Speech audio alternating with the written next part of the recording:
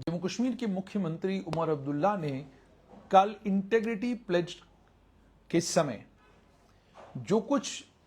IAS बाबुओं को और बाकी एडमिनिस्ट्रेटिव सेक्रेटरीज को लेकर कहा, वो बड़ा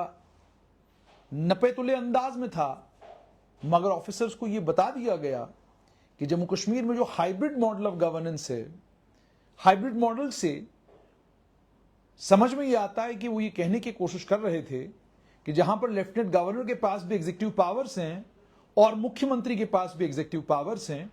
इस हाइब्रिड मॉडल ऑफ गवर्नेंस का फायदा उठाने की कोई कोशिश न करे, कोई ये न सोचे कि वो इस हाइब्रिड मॉडल ऑफ गवर्नेंस का फायदा उठाकर कुछ भी उल्टा सीधा कर सकता है। हालांकि इंटेग्रिटी प्लेज के वक्त ये बात जब वो कर रहे थे, इस बात को उन्होंने शुरू किया करप्शन से लेकर, और उन्होंने करप्शन पर बात करते करते वो बात भी कह दी जिस बात का सीधा इशारा इस तरफ था कि जम्मू कश्मीर केंद्र शासित प्रदेश, यूनियन टेरिटरी थोड़े समय के लिए है, और जब ये यूनियन टेरिटरी खत्म हो जाएगी और जम्मू कश्मीर को पूर्ण राज्य का दर्जा मिलेगा, तो उसके बाद उन ऑफिसर्स को जो ऑफिसर बात मानते नहीं हैं या बात समझते नहीं हैं, जो तात्पर्य लग रहा है उनकी बातों का, तो उसके बाद फिर स्टेट देखेगी कि उनके साथ क्या करना है। अगर आप उस इंटीग्रिटी प्लेज का पूरा वीडियो सुने, स्ट्रेट लाइन पर मौजूद है, उससे यही कुछ समझ में आता है। अब कल क्या घटनाक्रम हुआ? कल घटनाक्रम यह हुआ कि उपराज्यपाल मनोज सिन्हा उन्होंने भी एक जगह इंटीग्रिटी प्लेज ऑफिसर्स को दिलवाई और मुख्यमंत्री ने भी दिलवाई। मुख्यमंत्री की इंटेग्रिटी प्लेज के समय में शालीन कावरा मौजूद थे, धीरज गुप्ता मौजूद थे, अन्य कई सीनियर ऑफिसर्स मौजूद थे। और लेफ्टिनेंट गवर्नर की इंटेग्रिटी प्लेज के लिए जम्मू कश्मीर के मुख्य सचिव अटल डुल्लू मौजूद थे, होम सेक्रेटरी चंद्रकांत भारती मौजूद थे, उसके अलावा कई और सीनियर ऑफिसर्स मौजूद थे। अगर आप उमर अब्दुल्ला का पूरा वीडियो सुने, उस वीडियो में वो कहते हैं कि जो ऑफिसर यहां पर मौजूद हैं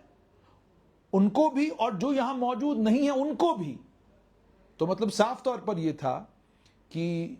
जो आम किसी आदमी से जब आप बात करते हैं, ब्यूरोक्रेटिक सर्कल्स में बात करते हैं, तो वो ये बताते हैं आपको कि इसका मतलब साफ तौर पर यह था कि उन्हें कहीं ना कहीं यह बात खटक गई कि तमाम सीनियर ऑफिसर चीफ मिनिस्टर की मीटिंग में मौजूद क्यों नहीं है।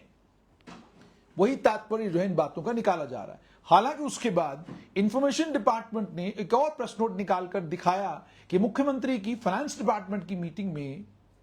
मुख्य सचिव यानी चीफ सेक्रेटरी अटल डुल्लू मौजूद थे। अब यह हाइब्रिड मॉडल ऑफ गवर्नेंस में ट्रांजैक्शन ऑफ बिजनेस रूल्स के मुताबिक जो ताकतें चीफ मिनिस्टर के पास है उनका इस्तेमाल चीफ मिनिस्टर करेंगे, और जो ताकतें लेफ्टिनेंट गवर्नर के पास हैं उनका लेफ्टिनेंट गवर्नर इस्तेमाल करेंगे। और उमर अब्दुल्ला का अपने ही उस वक्तव्य में यह कहना कि मेरी नई दिल्ली गया हूं मैं, वहां पर मेरी बहुत अच्छी मीटिंग्स हुई हैं और मुझे बहुत उम्मीद है उन मीटिंग्स से, इशारा इस और था कि जम्मू कश्मीर को पूर्ण राज्य का दर्जा, स्टेटहुड का दर्जा जल्द मिलने जा रहा है। तो आप ये समझ सकते हैं कि मुख्यमंत्री ऑफिसर्स को यह चेताने की कोशिश कर रहे थे कि जब मुख्यमंत्री मीटिंग लें तो तमाम ऑफिसर्स को मुख्यमंत्री की मीटिंग में मौजूद होना चाहिए।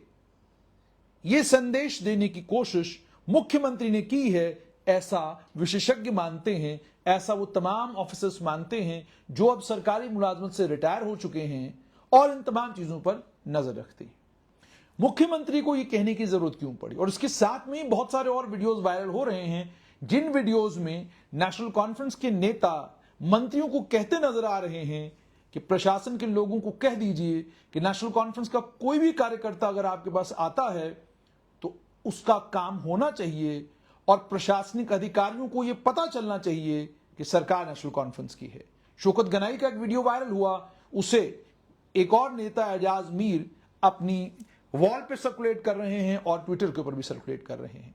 उसके अलावा एक और वीडियो एक और नेशनल कॉन्फ्रेंस के एमएलए का वायरल हुआ, जिसमें उन्होंने कहा पीएचई का काम हो, किसी भी विभाग का कोई भी काम हो, कहीं पे भी रिबन काटना हो, उसकी जानकारी एमएलए के तौर पर मुझे होनी चाहिए। मुझे पता होना चाहिए कि मेरे जिले में क्या हो रहा है, और मैं चाहूंगा कि यहां किसी स्कीम का इनॉग्रेशन अगर करना है उसके लिए मैं मुख्यमंत्री को बुलाऊं। यही वो बात थी जो सुंदर सागर ने आपको एक बार कही थी कि जब जम्मू कश्मीर में एक लोकतांत्रिक सरकार बनेगी तो जाहिर सी बात है जम्मू कश्मीर के नेताओं को राज्य की आदत है, केंद्र शासित प्रदेश में जम्मू कश्मीर के एमएलए पहली बार काम कर रहे हैं, इसलिए केंद्र शासित प्रदेश में उनकी ताकतें कितनी हैं, जिला कमिश्नरों की ताकतें कितनी हैं, जिला के एसएसपी की ताकत कितनी है, एडमिनिस्ट्रेटिव सेक्रेटरीज कितने ताकतवर हैं, इसकी जानकारी उनको अगर है भी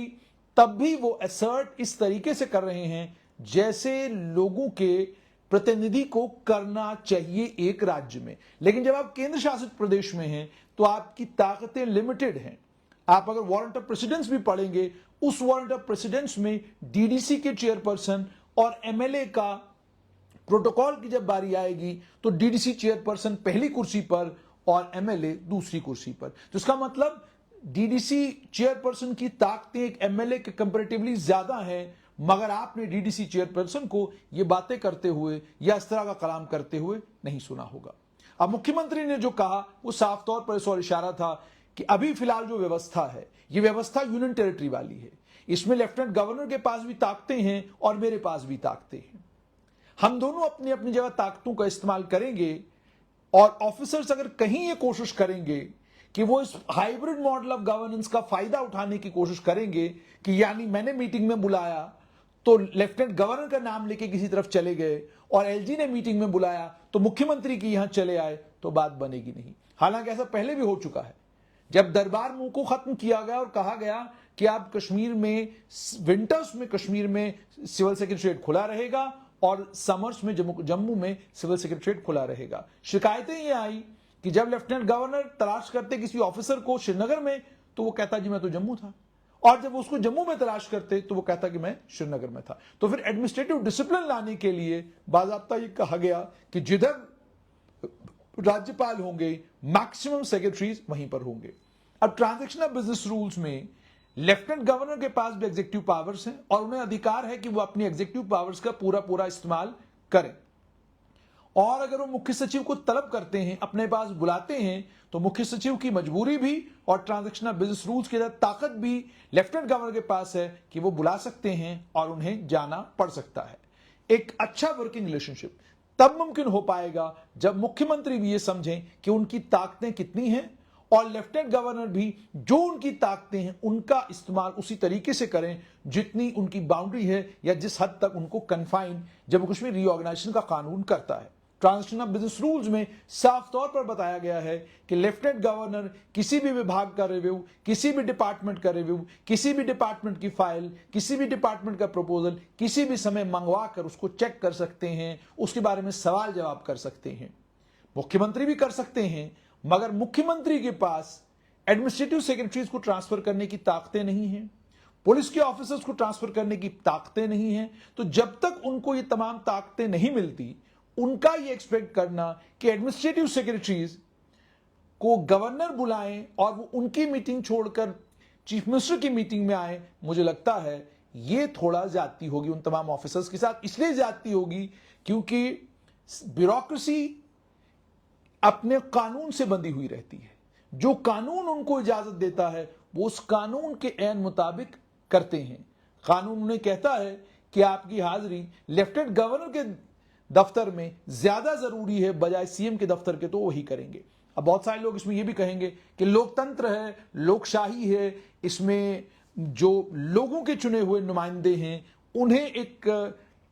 डेमोक्रेसी में, लोकतांत्रिक व्यवस्था में उनकी ताकत एग्जीक्यूटिव के कंपैरेटिवली ज्यादा है। लेकिन आपको समझना होगा जम्मू कश्मीर एक केंद्र शासित प्रदेश है और केंद्र शासित प्रदेश का मतलब ये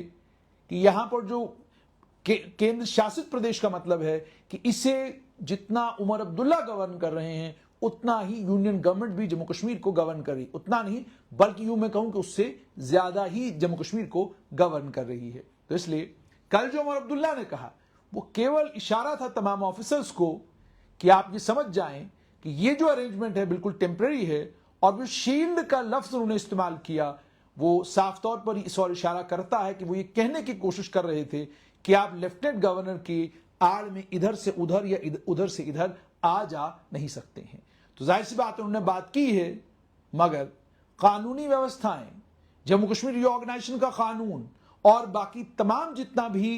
जितने भी एक्ट जम्मू कश्मीर में इस समय लागू हैं, वो एम्पावर करते हैं गवर्नर को कि वो जो कुछ कर रहे हैं उसकी इजाजत उनको संविधान भी देता है, उसकी इजाजत उनको ट्रांजैक्शनल बिजनेस रूल्स भी देते हैं और उसकी इजाजत उनको जम्मू कश्मीर यूनियन टेरिटरी की व्यवस्था भी देती है।